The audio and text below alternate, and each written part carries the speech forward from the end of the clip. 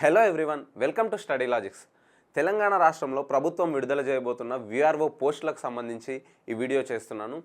రీసెంట్గా మనం వార్తల్లో చూసుకున్నట్లయితే 10,954 విఆర్ఓ పోస్టులకు ఆర్థిక శాఖ అనుమతి తెలిపినట్టు మనం రీసెంట్గా వార్తల్లో చూసాం. అయితే ఈ పోస్టులు కొత్తవారికా పాతవారికా? ఒకవేళ కొత్తవారికైతే మొత్తం పోస్టులతో నోటిఫికేషన్ రిలీజ్ చేస్తారా? ఒకవేళ పాతవారిని దీంట్లో చేర్చుకుంటే ఎంతమంది పాతవారిని చేర్చుకుంటారు, ఎంతమంది కొత్త వారికి ఈ నోటిఫికేషన్ రిలీజ్ చేస్తారు, అండ్ దీనికి సంబంధించిన సిలబస్ ఏంటి, అర్హతలు ఏంటి, ఎంతమంది పోటీ పడవచ్చు అనే పూర్తి సమాచారం ఈ వీడియో ద్వారా మనం చర్చించుకుందాం.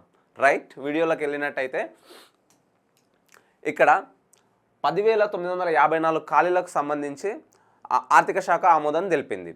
అయితే ప్రభుత్వం ఏం చేసిందంటే రీసెంట్గా బీఆర్ఎస్ ప్రభుత్వము విఆర్ఓ పోస్టులను రద్దు చేసింది కదా, సో వారిని ఇతర శాఖలకు కేటాయించడం జరిగింది.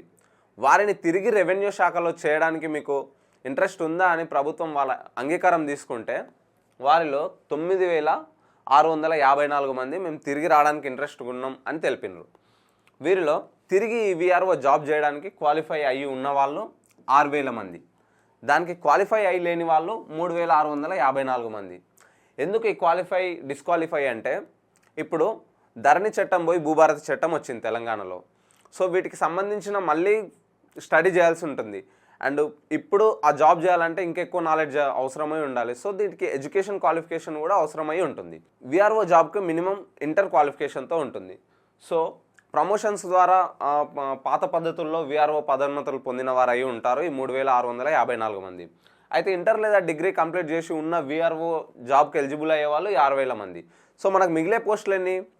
4,954 పోస్టులు మిగులుతాయి. ఆ పోస్టులకు డైరెక్ట్ వీరిని తీసుకొచ్చి పెడతారా అంటే లేదు. అట్లా పెడితే న్యాయపరమైన చిక్కులు వస్తాయి, కేసులు అవుతాయి, నిరుద్యోగులే పోయి కేసులు వేస్తారు. ఎందుకంటే కొత్త నోటిఫికేషన్ కావాలి. ఎందుకంటే తెలంగాణలో నోటిఫికేషన్ లేదు.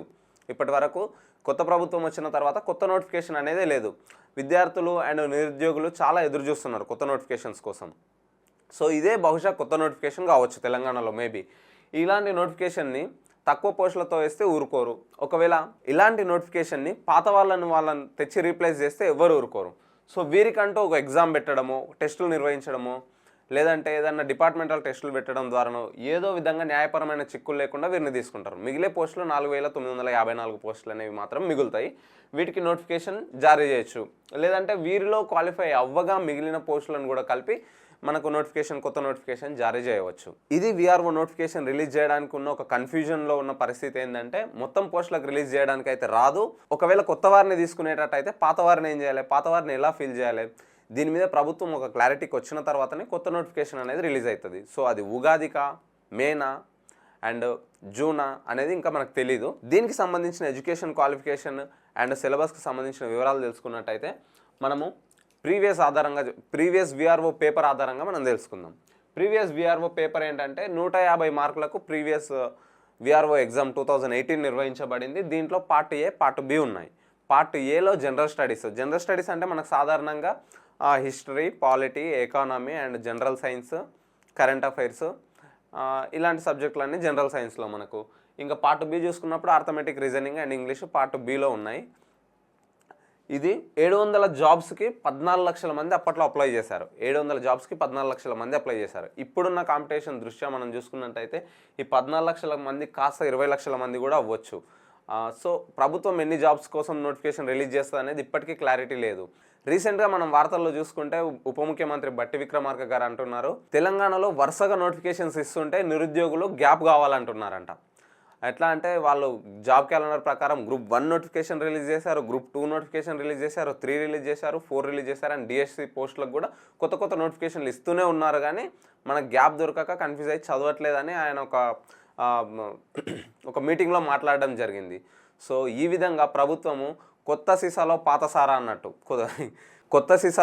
సారానే పోసినట్టు కొత్త నోటిఫికేషన్ మనకి 10,000 పోస్టులను చూపించి పాతవారినే తీసుకుంటామని చెప్పి మళ్ళీ అది కాస్త 4,954 పోస్టులకు వచ్చింది. మరి ఎన్ని పోస్టులకు నోటిఫికేషన్ వేస్తారో ప్రభుత్వానికి కూడా క్లారిటీ లేదు. కాబట్టి మనం కూడా ఇన్ని పోస్టులకు నోటిఫికేషన్ వస్తుందని క్లారిటీ చెప్పడానికి వీల్లేదు. ఇంకొకటి, అందరు ఇంటర్ అర్హత అంటున్నారు. కానీ ఇంటరే అర్హత అయి ఉండొచ్చు అండ్ డిగ్రీ కూడా, లేదంటే చేంజ్ చేసి డిగ్రీ అర్హత మార్చొచ్చు. ఎందుకంటే చెప్పలేము. నోటిఫికేషన్ రిలీజ్ అయ్యే వరకు మనము అర్హత ఏముంటుంది, ఎన్ని మార్కులకు ఉంటుందని చెప్పలేము. ప్రీవియస్ ఆధారంగా నేను చెప్పిన ప్రీవియస్ ఇంటర్మీడియట్ మీద నడిచింది. మ్యాక్సిమం విఆర్ఓ పోస్టులకు ఇంటర్మీడియట్ మీదనే ఇస్తారు. ఇంతకుముందు గ్రూప్ 4 అనేది ఇంటర్ మీదే ఉండేది, కానీ ఇప్పుడు డిగ్రీ మీద అయింది కదా. ఆ విధంగా విఆర్ఓ పోస్టులకు కూడా క్వాలిఫికేషన్ పెంచే అవకాశం ఉంది, చెప్పలేము. దాన్ని ఇంటర్ అని మనం ఫిక్స్ అయ్యి ఉండొద్దు. సో లాంగ్ టైం ప్రిపరేషన్లో ఉన్నాం కాబట్టి ప్రిపేర్ అవుతూ ఉంటే నో ప్రాబ్లం. ఎందుకంటే ముందు జాగ్రత్తగా, ముందు చూపుగా మనం జనరల్ స్టడీస్ కంప్లీట్ చేసుకోవడం అండ్ సెక్రటేరియట్ ఎబిలిటీస్ కంప్లీట్ చేసుకోవడం, ఈ విధంగా మన ప్రిపరేషన్ కంటిన్యూ చేస్తుంటే సో నోటిఫికేషన్ ఎప్పుడైనా రావచ్చు, ఎగ్జామ్స్ ఎప్పుడైనా పెట్టొచ్చు, నో ప్రాబ్లం. నోటిఫికేషన్ పడితేనే చదవడం, నోటిఫికేషన్ వస్తుందా అని ఎదురు చూడడం అనేది అది పెద్ద బ్లండర్. అది ఆ తప్పులు ఎవరు చేయకండి. వీడియో నచ్చితే లైక్ చేయండి, మీ ఫ్రెండ్స్కి షేర్ చేయండి. ఇలాంటి జెన్యూన్ ఇన్ఫర్మేషన్ కోసం స్టడీ లాజిక్స్ పేజీని సబ్స్క్రైబ్ చేసుకోండి. రెగ్యులర్గా వీడియోస్ రాకపోవచ్చు, కానీ వచ్చిన ప్రతి వీడియోలో మంచి కంటెంట్తోనే వస్తాను. వీడియో పూర్తిగా చూసినందుకు thank you and all the best.